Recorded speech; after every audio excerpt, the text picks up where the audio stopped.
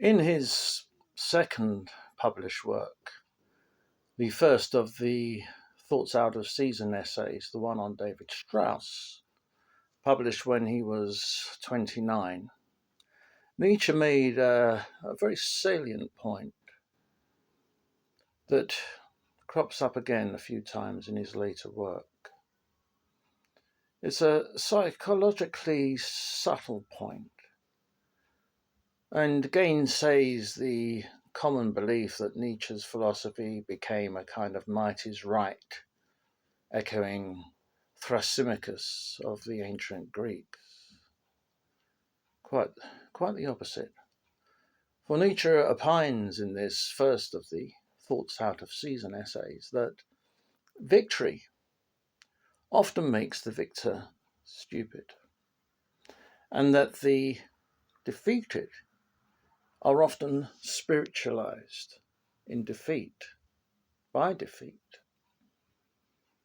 And I think we can see some of the subtle strains of that idea flow into the concept of master and slave too. The master can be stupidified by mastery, and the slave is able to work spiritualism into his abject position.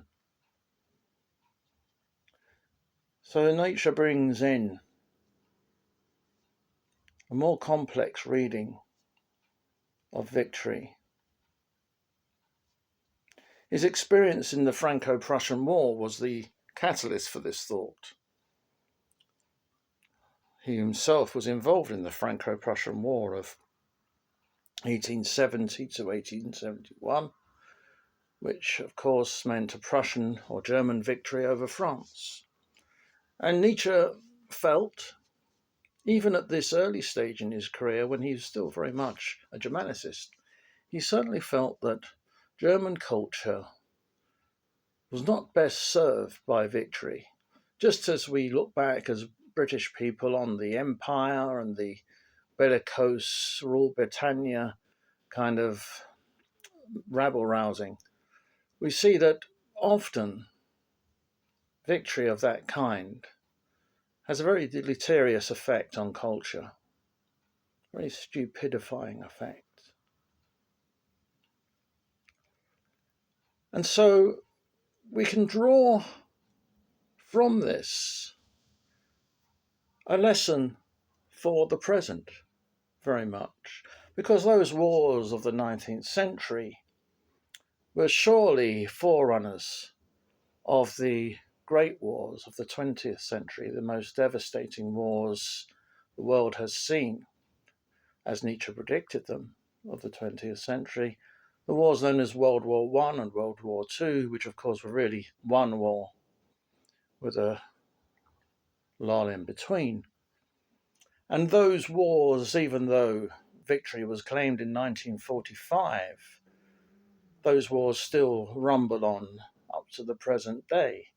And we see that the main factors in those wars, the main philosophy behind those contending enemies, were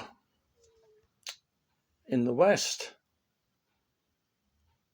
and the East the coalition of Christianity, liberalism, democracy, socialism. In Nietzschean terms, all these things derive from slave morality. Christian slave morality gives us liberalism, it gives us feminism, it gives us democracy, it gives us socialism, and it gives us certain forms of secularism. These were grouped together on the West, and they were pitted against the Nietzschean currents of authoritarianism, paganism, tribalism, Islam, etc. And we can see that despite the victory in 1945,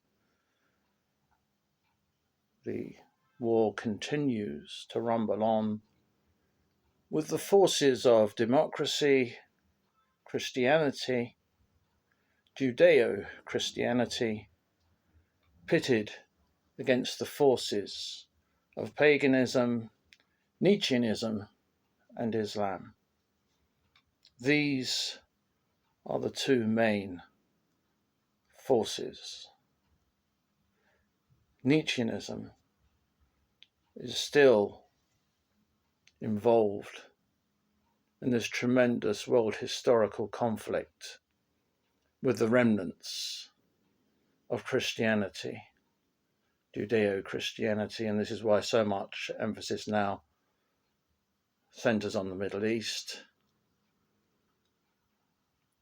with the rather misguided views of millenarian Christians and Zionists coming into conflict with those believers in the higher men, in the supermen, the Nietzschean believers,